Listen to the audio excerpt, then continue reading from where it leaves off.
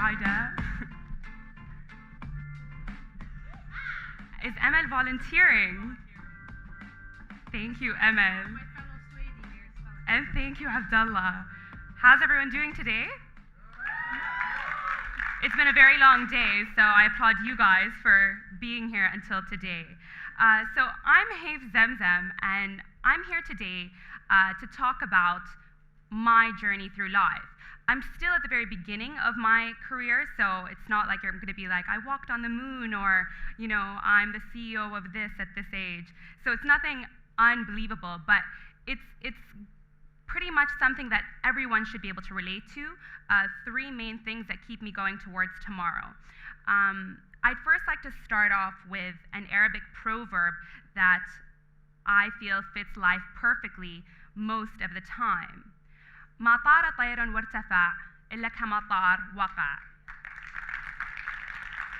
So that's an Arabic proverb that basically means that every bird that reaches new heights eventually tumbles back down to the bottom. Are you guys inspired yet? Well, I don't mean it in the bad way. I kind of mean it in the sense that once you start your career in something, or whether it's an education, moving from elementary to middle school, moving from middle school to high school, and so on and so forth, the next step you take, the next page that you turn, you're starting from the bottom. That's not always bad, especially when you have three basic things that I will go into more detail in a little bit. But I'd like to also kind of get a reality check. Life isn't always beautiful. We need people around us to support us. We need our family to support us. We take a look back at our education and think that most of the things we learned in a textbook, we don't actually use. I mean, I, for one, I'm still waiting on the day that I'll ever need to use cursive. I remember for like a whole semester in elementary school, we were taught cursive. And until today, I mean, I'm waiting on my manager to tell me, hey, please submit this report in cursive, because I have not used it at all. I'm also waiting on the minute that I will actually need to figure out what all the answers for X are. We used to recite this in a song, which I won't sing to you guys today, but we used to recite this every single day in calculus class in high school. I mean, so far it hasn't really helped me determining what I want to do with my savings, determining when I'll actually be a self-made millionaire. It hasn't done much for me. But I mean, you go through the motions and you have to learn it. Another page in your life is entering university. You walk into university and you're all excited and trying to juggle 1,000 things at once, mainly finding new friends, finding people that you can relate to, finding people that you can go to class with, if you go to class, that is, once you enter university. Finding a way to somehow pass those classes if you guys make it to the classroom. There's a lot of things you're juggling once you enter university. Then you finally graduate and you start all the way back down at the bottom when you enter your career.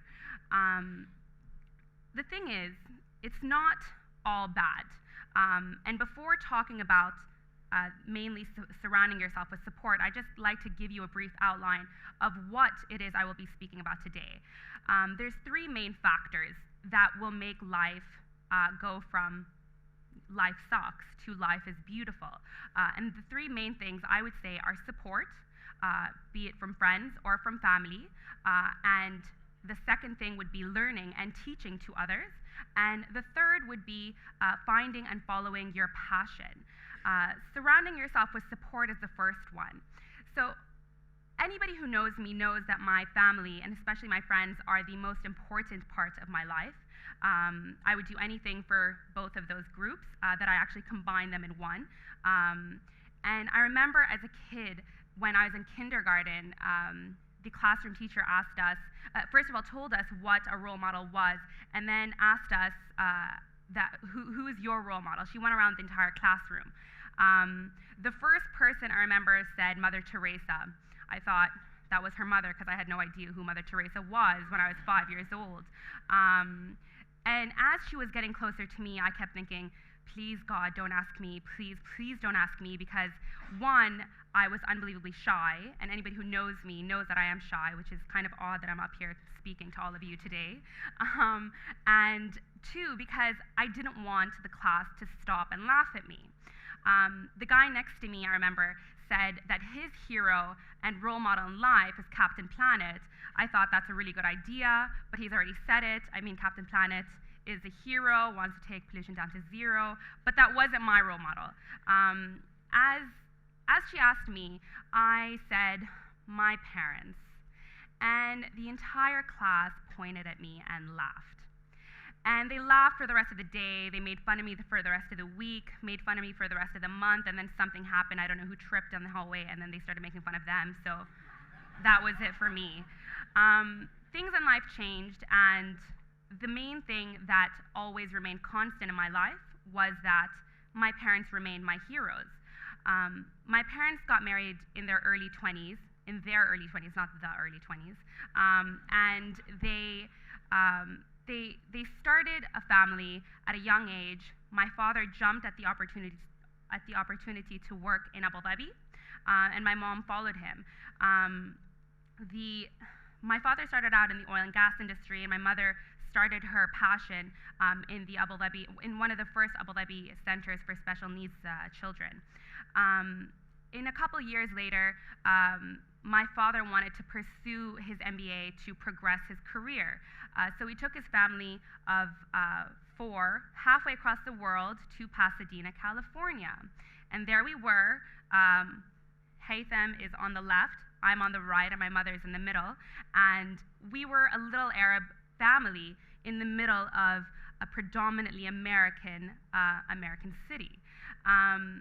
The main thing that my parents wanted us to learn in life was that family is by far the most important thing in your life. And finding that support system is one of the most important things for you to get through the day, to get through the week, to get through that hard month. So I was a little girl on the playground in the big poofy dresses, always overdressed because, my parents liked to dress me up in, Eid clothes all the time. And I was on the playground running around speaking only English and Spanish, didn't know a word of Arabic. I still kind of don't. No, I'm just kidding. I do know some Arabic now. We were 2 Arab kids growing up in Pasadena for 2 years. That really taught us something.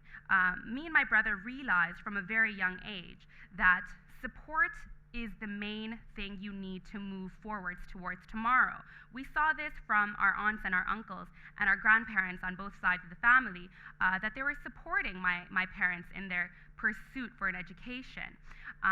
The funnest times for us in Pasadena were when my aunts and uncles would come visit us from Sharjah. Yes, I'm from Sharjah. So is Emel, so,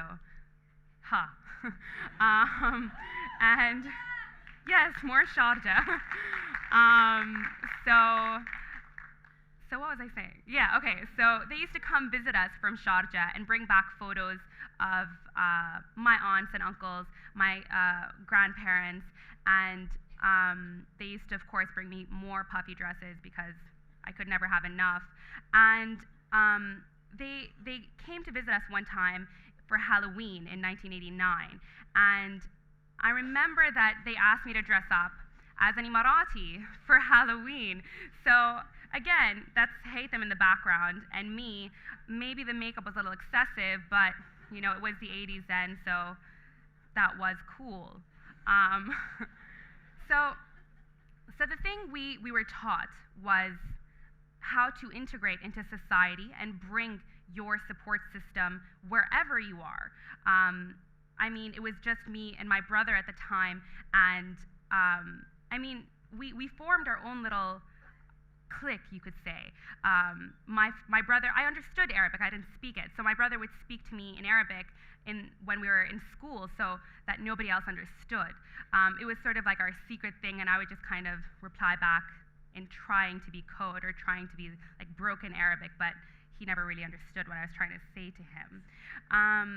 So that's the first really piece of the puzzle, is to find your support system. I understand that not everyone will be able to look to their family for support.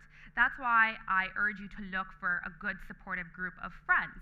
And I'm telling you that, you know, friends will come and go, obviously. I mean, everybody always says that, but when I tell you to go look for friends, I'm specifically talking about those who will support you, those who will be there, whether you're in a good mood or whether you're in a bad mood. Especially those that are with you in a bad mood, because I mean, at least you have someone to share, I don't know, bad stories with, and you'll be able to sit and cry about it and then sit and laugh about it later. So forming a support system is one of the main parts of creating this puzzle that will make life beautiful towards the end. So the second one is learning and teaching. I remember when I was applying to the American University of Sharjah, not UOS, AUS. Yes. I remember when I was applying to AUS, I filled in 3 very different applications. The first was for civil engineering, the second was for architecture, and the third was for business marketing management. I got accepted to the School of Business, and in my first week, I realized how many people were in business marketing and management. So I didn't want to get lost in the numbers, so I thought numbers aren't too bad, so I changed my major to finance. The first couple years, I will not kid you, were horrible. And I phoned home easily once or twice a week, crying to my parents, telling them how I can't do this and how I can't continue, and I wanted to leave the entire university because I just wasn't understanding, for example, accounting. I didn't get a balance sheet to balance, so it was little things that would get to me. And then I went to a class, and one of the professors actually told me, after I passed his class with a pretty good mark, I would say, he told me, "Haif, maybe finance isn't for you." So right then and there, I thought, maybe he's right. And then I thought about it some more and thought, well, I mean, he's older. He has a PhD in 2 fields, actually. So he's really smart. I mean, he should know who should be in finance and who shouldn't. I called my parents and said, "You guys, he gave me the best advice ever. I'm leaving finance, and I'll probably end up doing something that you won't probably approve of." I didn't even know what I was going to switch into. But I told them that, it looks like this is the end of my career in finance before it even began. And my dad told me something. He told me that, "Haif, never let somebody tell you what you can or can't do, especially when it comes to an education. Education is for yourself, whether you're good at it or whether you're not, whether you're good at numbers or whether you're not. This is you putting yourself in a position where you want to learn, where you're asking a professor to sit and teach you. So he has no right really to tell you whether you should be or shouldn't be in that class. He can fail you by all means, but you were there at least, and you learned something, or you would hope you learned something." Thank you. So I thought about it some more, and I went on to take many more classes with this specific professor, and I think he was always confused as to why I kept taking classes with him. And I would just kind of be like, "Yeah, well, I really like the way you teach." So I always took classes with him. And at the end of the day, let's just fast forward this, I ended up graduating from AUS on time with finance and economics. So really, never, yeah, thanks. I did it. So really, the moral of this story is that never underestimate the power of knowledge. Never underestimate yourself when you're in a class. Never underestimate yourself when you're asking to learn something. I always remember my mother, actually, in the back of my head, anytime I'm looking to learn something new. She specifically told me that as an Emirati woman, but of course this applies to everybody, she told me that as an Emirati woman, I should use knowledge I should use my graduation certificates, and I should use my know-how as a shield against the world, because the world is not such a rosy place, I guess. So using that as a shield really helps you in the future as you move forward towards tomorrow. But that's only one aspect of the second puzzle piece. The second is teaching. You will have to actually relay this information back somewhere or another. Even if it's just to your friend talking about random facts, like the polar bear's skin is actually black. Who knew that here? Nice, nice. Did I tell you?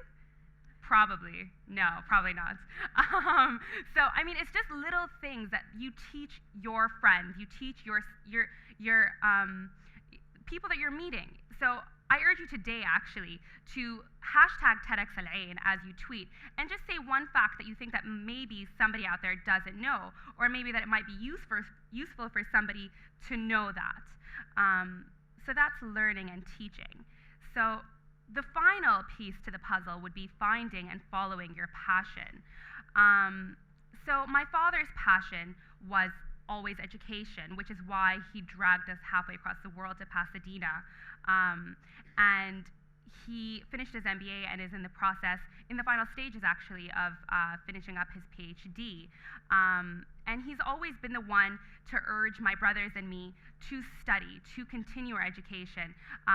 If you don't want to go get a master's, at least study something. Go learn a new language. Go study something about something you're passionate about. He's always urged us to ask to learn more. My mother's passion, as I mentioned before, is in the special needs department. This is a photo of my mother with the late Sheikh Zaid al-Nahyan al-Irhama in her first job, where she was one of the mentors in the Abu Dhabi Center for Special Needs Disorders back in the, I won't say actually, she'll get mad.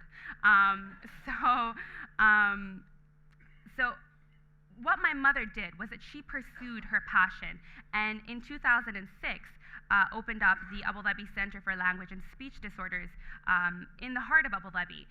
She first started out with a nursery where she saw a lot of the kids that were coming to the nursery had a lot of speaking disorders. They had either like a stuttering problem, or they had some sort of learning development, something that just wasn't sort of accepted in mainstream educational systems. So my mother established this center by as a means to sort of reach her ultimate goal. What is her ultimate goal? It's to base the UAE's educational system on one that is tolerant not only to different religions and backgrounds, but also tolerant to children that do have special needs, that do have some sort of learning disability, so to speak. So she started this center, and in the theme of my indecisiveness, because I can never really make a big decision for myself, I decided to adopt my mother's passion. And I started volunteering once a week to just go and sit with the kids there. And by no means am I a professional in this field, but I would just go and spend time with the children there. What really hit me was that, you know, these children were children, you know. Our educational system won't allow them into some schools because they say that they won't be at the same level as other children of their age. But at the end of the day, you go into this classroom and you see that these kids are reading the same books you had read as a kid. And you see that they're playing the same games that you were playing as a kid. So here is actually a photo of me in the TEDxAlAin Hot 100 this year with my favorites. And my mother always urges me not to choose favorites, but I do, because they're just so cute. I have made it, first of all, I adopted my mother's passion, and then it's just sort of grown on me. Whenever I see these children, I see them as my children today. And over the last few years, when I walk into the center, now they call me Mama Haif. These aren't my children, but you know, they do fill that special place in my heart, and I do see them as my children. Oh, thank you. So what I'm trying to say basically is that with 3 simple things, life can go from very bland or just very frustrating to something very, very, very beautiful. Life is beautiful when you surround yourself with the right people. Life is beautiful when you're doing something that you love. And life is beautiful when you find and follow your passion. So those are the 3 main things I'd like to leave you with today. And I'm sure that once you apply those 3 things, you will work towards a better tomorrow for yourself. Thank you.